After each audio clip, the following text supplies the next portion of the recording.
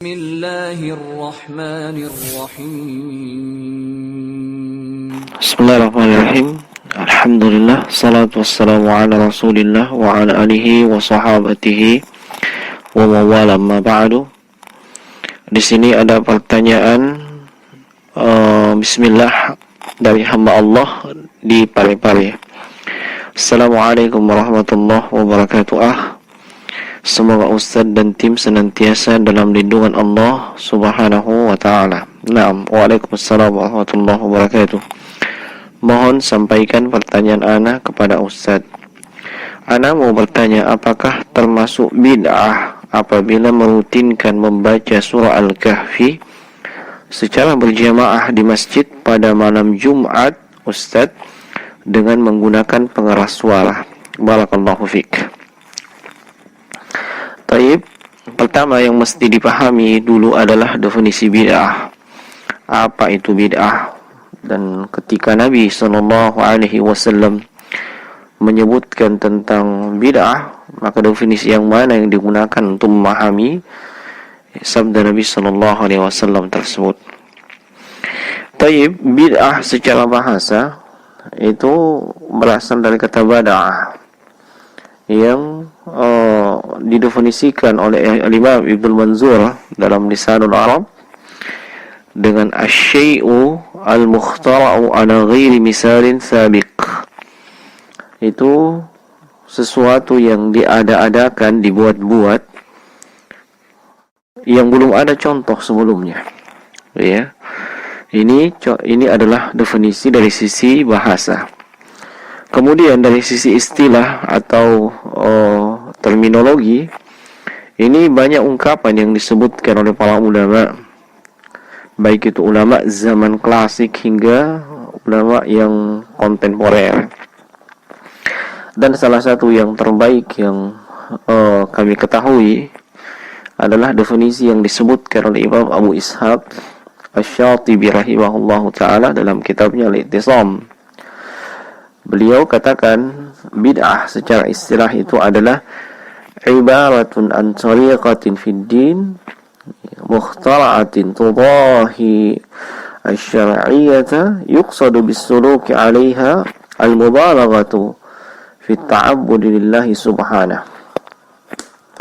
Yaitu istilah yang ditujukan untuk suatu model atau suatu metode atau suatu cara di dalam agama yang dibuat-buat dan menyerupai syariat dan dimaksudkan ketika melakukannya atau menempuhnya adalah berlebih-lebihan di dalam beribadah kepada Allah Subhanahu wa ta'ala. Dari definisi istilah ini nampak bahwasanya yang dinyatakan sesat itu adalah yang difokuskan cakupannya pada perkara baru dalam urusan agama dan bukan dalam urusan dunia dan perkembangannya.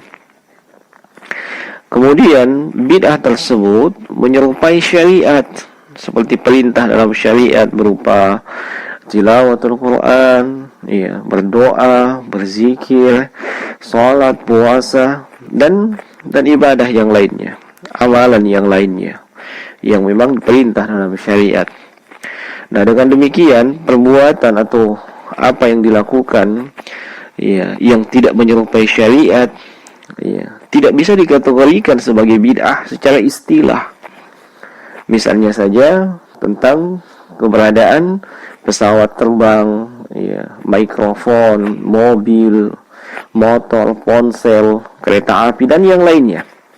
Itu tidak bisa dikategorikan sebagai bid'ah secara istilah. Adapun dari sisi bahasa, iya. Tapi dari sisi istilah tidak, sebab sama sekali tidak menyerupai syariat dan bukan bagian daripada syariat atau agama Islam. Dan Nabi SAW ketika menyatakan kullu bid'atin dhalalah, setiap bid'ah itu sesat, maka ini beliau tidak maksudkan dari bid'ah dari sisi bahasa, tapi dari sisi istilah. Di antara yang menguatkan hal ini adalah ketika Nabi SAW tiba di kota Madinah.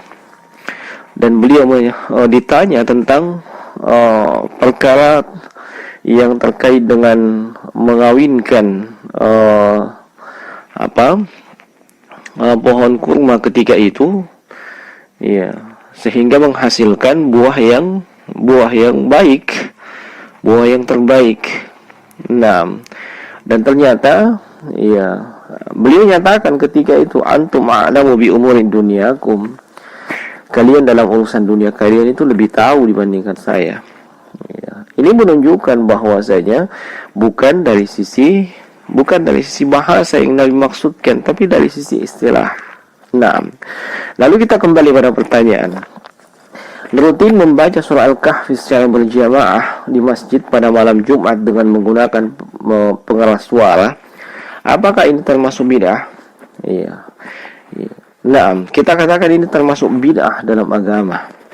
Ya. Mengapa demikian? Iya, sebab ketika para ulama menerangkan tentang bid'ah, mereka membagi bid'ah menjadi dua bagian. Dan ini berdasarkan ada atau tidak adanya dalil yang melandasinya. Yang pertama adalah bid'ah asliyah atau hakikiyah, yaitu bid'ah yang tidak berdasarkan dalil sama sekali. Tidak ada dari Al-Quran, ya, hadits atau sunnah, ijma', ya, dan juga istidlal yang diakui atau mu'tabar di kalangan para ulama, ya, tidak secara global maupun terperinci. Ya, itulah sebabnya dinamakan bid'ah, karena merupakan sesuatu yang baru tanpa ada contoh sebelumnya dalam agama. Ya, contoh bid'ah yang asli atau hakikiyah ini adalah lafaz zikir dan salawat yang sama sekali tidak ada landasannya, tidak ada dalilnya, seperti salawat nariyah, salawat badar, dan yang lain. Enggak ada contoh dari Rasulullah dan para sahabat beliau. Ini yang pertama. Yang kedua, bid'ah idhafiyah. Ya, bid'ah yang disandalkan, yaitu sesuatu yang kalau dilihat memiliki dua sisi. Di satu sisi sesuai dengan tuntunan dalil, sesuai dengan sunnah, karena berdasarkan dalil, ya. Di sisi yang lain merupakan bid'ah karena, ya, tidak berdasarkan dalil. Ya, seperti misalnya membaca zikir tertentu. Ya, contohnya subhanallah. Ya.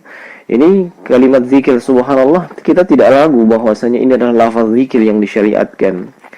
Namun jika seseorang menentukan jumlah tertentu, cara tertentu, pada waktu dan tempat tertentu, yang semua itu tidak ditentukan dalam syariat, tidak ada dalilnya seperti itu penentuannya, ya, seperti misalnya membaca subhanallah 100 kali dalam sekali nafas, ya, atau dilakukan dengan model atau cara berjamaah, atau dilakukan di tempat khusus, maka penentuan ini, ya, harus ada dalilnya. Kalau tidak ada dalilnya, maka itu adalah bid'ah, ya. Dan Syekh Muhammad Nasiruddin Al-Albani rahimahullahu ta'ala ketika menyebutkan tentang cara mengidentifikasi satu kebid'ahan dalam kitabnya Ahkamul Janaiz, beliau sebutkan salah satu poin, ya, yaitu kullu ibadatin atlaqaha asy-syari'u wa qayyadaha an-nas bi ba'dil quyud misl makan aw az-zaman aw as-sifah aw al-'adat.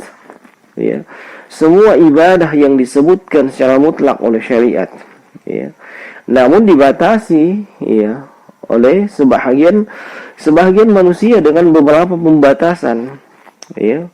Nah, dalilnya mutlak, tapi sebagian orang melakukan muqayyad atau pembatasan, seperti membatasi tempatnya, waktunya, sifatnya, atau jumlahnya.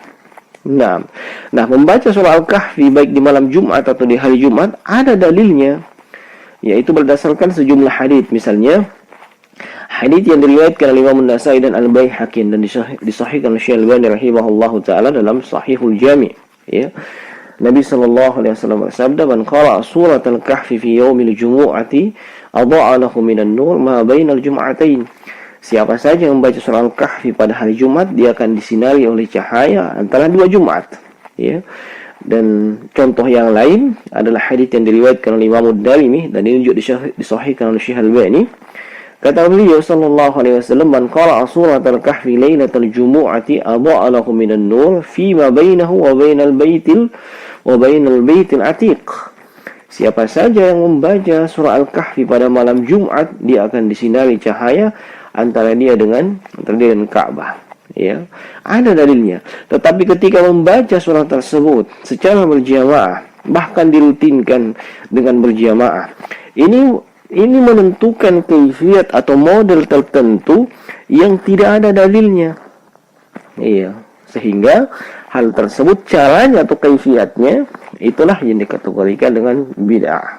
Nah, dan yang benar adalah membaca surah Al-Kahfi baik di malam Jumat atau di hari Jumat, ya, dan itu dibaca secara sendiri-sendiri, ya, tidak apa-apa dirutinkan setiap Jumat, kemudian dibaca secara keseluruhan walaupun dicicil, selama masih masuk dalam kategori malam atau hari Jumat, nah inilah yang benar.